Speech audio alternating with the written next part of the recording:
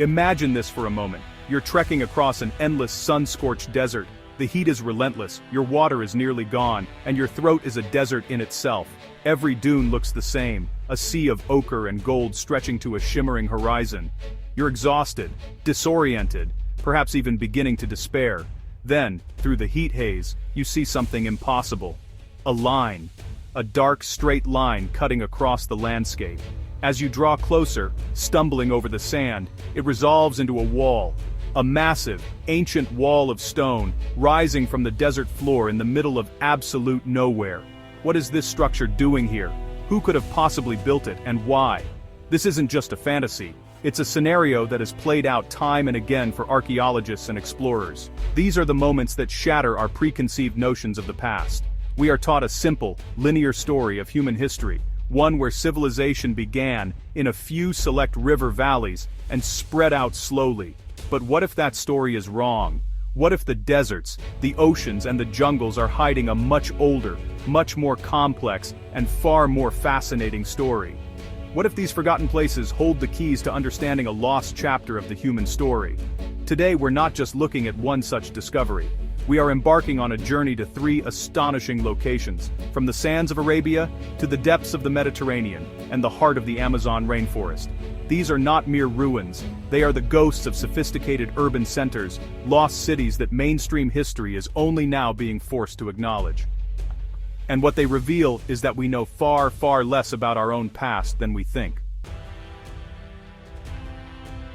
Our journey begins in the unforgiving Nafud Desert of Saudi Arabia. For centuries, this was considered a wasteland, a place where only the hardiest nomads could survive. The official narrative told us that complex societies simply couldn't have taken root here in antiquity. But, in 2024, a joint Saudi-French archaeological team, working near the Al-Ula Oasis, uncovered something that completely demolishes that assumption. They found the fortified city of Al-Nata. Imagine the sheer shock of the discovery. Not just a few scattered huts or a simple fort, but a sprawling, walled city.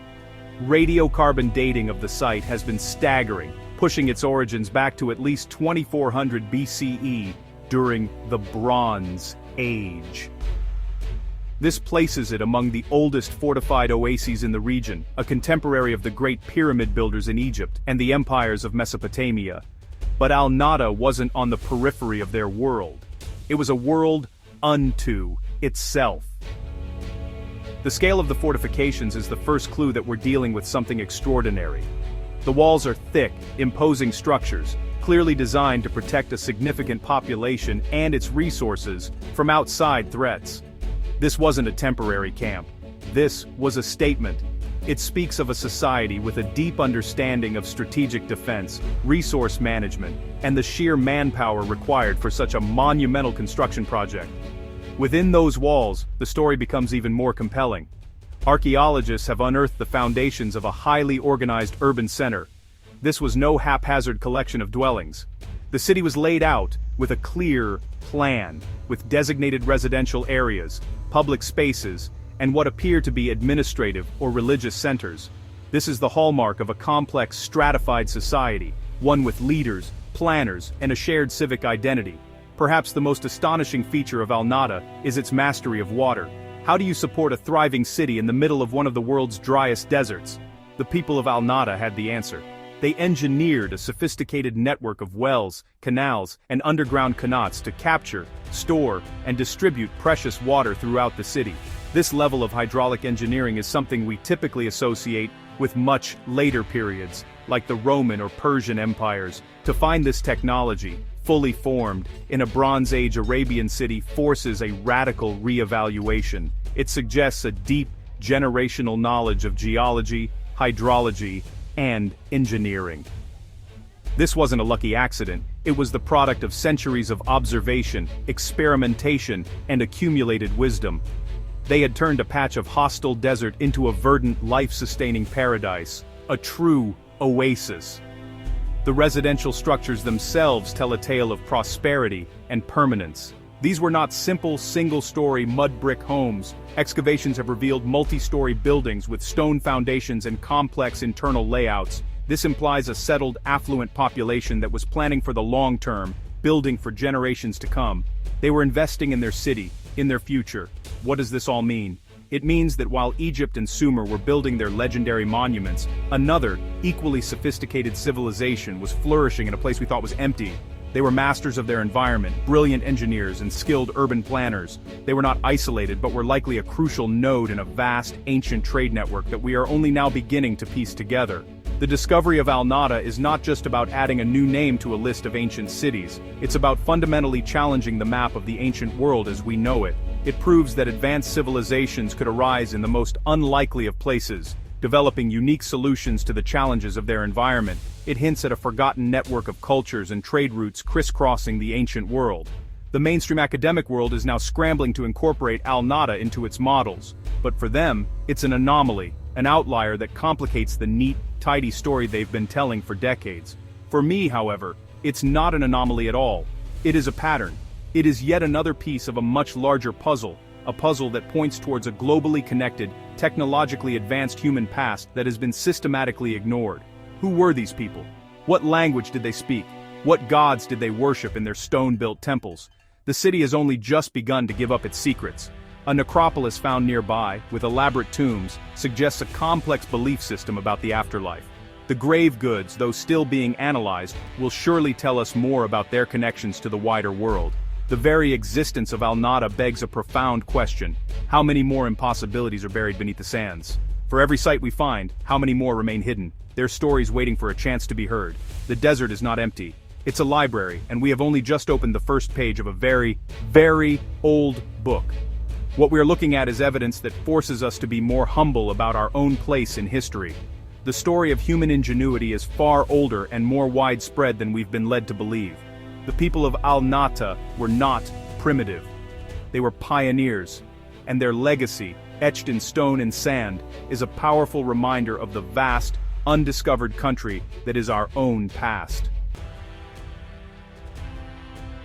Now, we leave the searing sands of the desert and plunge into the cool, silent depths of the Mediterranean Sea. Our destination is Abukir Bay, just off the coast of Egypt. For centuries, this was a place known only to fishermen, but it was also a place of legend, a place whispered about in ancient texts. The Greek historian Herodotus wrote of a magnificent port city, a gateway to Egypt, named Thonis by the Egyptians and Heracleion by the Greeks. For 2,000 years, scholars believed it was a myth, or perhaps two separate cities whose locations were lost to time. They searched on land, poring over old maps and misinterpreting ancient accounts. The story they told themselves was that the texts were exaggerations, the confused memories of a bygone age. The city, they concluded, was a phantom, a ghost story from the classical world. They were wrong. The story of its rediscovery is a testament to the power of persistence against the dogma of the establishment. In the late 1990s, French underwater archaeologist Frank Gaudio and his team began a systematic survey of the bay. They weren't looking for a myth. They were using advanced technology, side-scan sonar, nuclear magnetic resonance magnetometers, to map the seabed, convinced that something important was hidden beneath the silt and water. In the year 2000, they found it. Not just a few artifacts, but the city itself. The moment of discovery must have been breathtaking. A diver descending through the murky water, suddenly coming face to face with a colossal stone head, its eyes staring out into the eternal twilight of the deep. It was the head of the god Hapi, the personification of the Nile's flood, and it was just the beginning. Slowly, painstakingly, over the next 2 decades, the city emerged from its watery grave. What Gaudio and his team uncovered was not a small trading post, but the primary customs port of Egypt for centuries before the founding of Alexandria. This was the place where every Greek ship had to dock, pay its taxes, and unload its goods. It was a cosmopolitan hub of commerce, culture, and religion. The artifacts they have brought to the surface are simply stunning. Colossal statues of pharaohs and gods, some over 16 feet tall, perfectly preserved by the silt that buried them. Hundreds of ancient anchors and dozens of wrecked ships telling a story of bustling maritime trade. Gold coins, intricate jewelry, and ceramic vessels from across the Mediterranean world, proof of the city's global connections. But the most significant discoveries were the stelae, massive stone slabs inscribed with hieroglyphic and Greek texts. One, in particular, the stele of Thonis-Heracleion, provided the definitive proof. It explicitly stated that the decree it carried was to be erected at Thonis-Heracleion, proving that the Egyptian and Greek names referred to the very same place. The myth was real. The city's layout has been mapped in extraordinary detail. A grand central temple, dedicated to Amun-Gareb, the supreme god of the Egyptians, was the heart of the city. A network of canals crisscrossed the urban center, much like a Bronze Age Venice, allowing ships to navigate right up to the temple's gates. This was a city built on, and for, the water. So, what happened to this magnificent metropolis? Why did it vanish? The answer lies in the very ground upon which it was built. The city was constructed on unstable deltaic sediments, a mixture of clay and sand. The immense weight of its colossal temples and buildings, combined with geological factors like subsidence and a series of earthquakes, created a perfect storm. The final cataclysm likely occurred around the 2nd century BCE. A massive earthquake, or a series of them, triggered a phenomenon known as soil liquefaction. The solid ground beneath the city essentially turned to liquid. In a matter of moments, the temples, statues, and homes of Thonis-Heracleion would have collapsed and slid into the sea, swallowed by the Mediterranean. It's a dramatic, terrifying story, but it's also a story that mainstream archaeology was reluctant to accept for a very long time. The idea of sudden, cataclysmic earth changes wiping out entire cities runs counter to the slow, gradualist model of history they prefer. Thonis-Heracleion is an uncomfortable reminder that our planet is a violent, dynamic place, and that civilizations can be erased from existence in the blink of an eye. Like Al-Nata, Thonis-Heracleion is not an outlier. It is part of a global pattern of submerged ruins found all over the world, off the coasts of India, Japan, and in the Caribbean. These sites are often dismissed or ignored because they challenge the established timelines of human history and technological capability. They suggest that ancient peoples were master seafarers, with a global reach far earlier than we've been taught. The ghost city of Thonis-Heracleion serves as a powerful warning. It shows us how fragile civilization truly is, how quickly our greatest achievements can be reclaimed by nature. It also demonstrates the hubris of assuming we know the full story of our past. For 2,000 years, the world's greatest port was dismissed as a legend, simply because it was hiding in a place no one thought to look. What else is hiding in plain sight? For our final destination, we travel to a place long considered the very antithesis of civilization, the Amazon rainforest. The prevailing academic view for over a century has been that the Amazon was a counterfeit paradise, its soils too poor to support agriculture and therefore too barren to host large, complex societies. It was seen as a pristine wilderness, untouched by human hands, inhabited only by small, scattered tribes. This narrative was not just an academic theory, it became a dogma, fiercely defended. Anyone who suggested the existence of great civilizations in the Amazon was ridiculed, dismissed as a fantasist chasing the myth of El Dorado. The explorer Percy Fawcett, who disappeared in 1925, while searching for his lost city of Z, became a cautionary tale for those who dared to challenge the consensus. But what if Fawcett was right? What if the jungle was not an obstacle to civilization, but the foundation of one? What if the pristine wilderness was, in fact, a vast abandoned garden shaped by human hands on a scale we can barely comprehend? A revolutionary technology is now proving that the fantasists were right all along. That technology is LiDAR. LiDAR, which stands for light detection and ranging, is a game changer. Mounted on an airplane or helicopter, it fires millions of laser pulses towards the ground. By measuring the time it takes for those pulses to return, it can create an incredibly detailed three-dimensional map of the topography beneath the dense jungle canopy. For the first time, we can see the shape of the land, stripped bare of its vegetation. And what LiDAR has revealed in the Llanos de Mojos region of Bolivia is nothing short of world-changing. Beneath the trees, where archaeologists once saw nothing but nature, the laser scans have uncovered a breathtakingly vast and complex network of urban centers belonging to the Kasarabe culture, which flourished between 500 and 1400 AD. This wasn't a collection of villages, it was a low-density urban landscape unlike any other. The scans show sprawling settlements dominated by monumental earthworks. These are not natural hills. They are conical pyramids, some over 20 meters high, and massive raised rectangular platforms, all precisely oriented.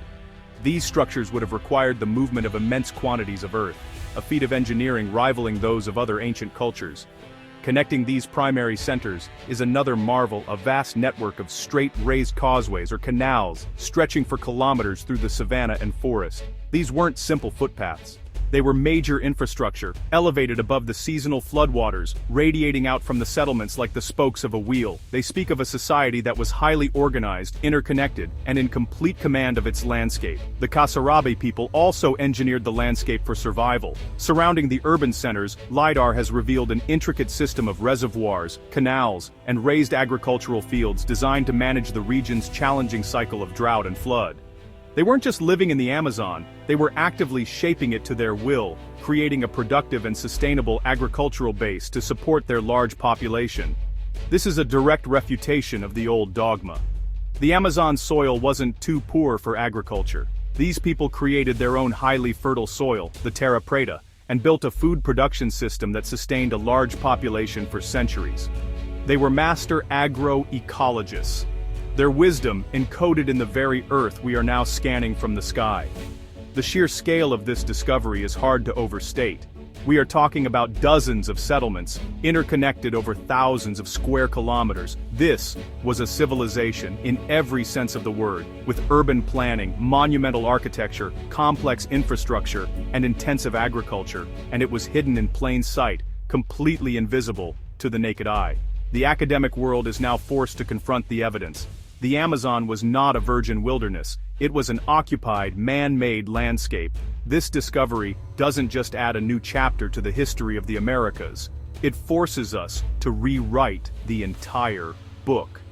It proves that there are entirely different models of civilization and urbanism that we have failed to even consider. The question, as always, is what came before? The Kasarabi culture flourished until around 1400 AD. But the traditions of earth-moving and landscape management are likely much, much older. Are we seeing the culmination of thousands of years of development? Are there even older, deeper layers to this story still hidden beneath the soil? Like Al-Nata and Thonis-Heracleion, the Kasarabi cities are a testament to what we've lost and what we have yet to find. They are a rebuke to the arrogance of our settled historical narratives. They prove that great civilizations can rise and fall, leaving behind only the faintest of ghosts, ghosts that can only be seen when we are finally willing to look with new eyes and new technology. The jungle has kept its secrets well, but it cannot keep them forever. Al-Nata in the desert, Thonis-Heracleion beneath the waves, and the garden cities of the Kasarabi in the jungle. 3 distinct locations, 3 different environments, and one unifying, earth-shattering conclusion. The story of our past, the one taught in our schools and repeated in our textbooks, is incomplete, and in many ways, it's profoundly wrong. These discoveries are rewriting history and showing us just how advanced, resilient, and ingenious ancient civilizations really were, flourishing in places we once deemed impossible. These are not isolated curiosities. They are data points in a global pattern of forgotten high cultures, a pattern that points to a lost chapter in the human story. From the megalithic temples of Göbekli Tepe to the submerged structures off the coast of Japan, the evidence is mounting. We are the descendants of a species with a deep and mysterious past, a past filled with cataclysms and lost knowledge, a past far more complex and dramatic than the simple linear progression we have been sold. The work is far from over. For every city found, how many more lie sleeping beneath the sand, the sea, or the forest canopy? Who knows what other lost cities are still waiting to be found? The Earth is the ultimate archive, and with new technologies and a willingness to question established dogma, we are finally learning how to read its secrets. We must continue to explore, to question, and to dig. Because the truth of who we are is written in the ruins of those who came before us. The quest for our own past is the most important adventure of all.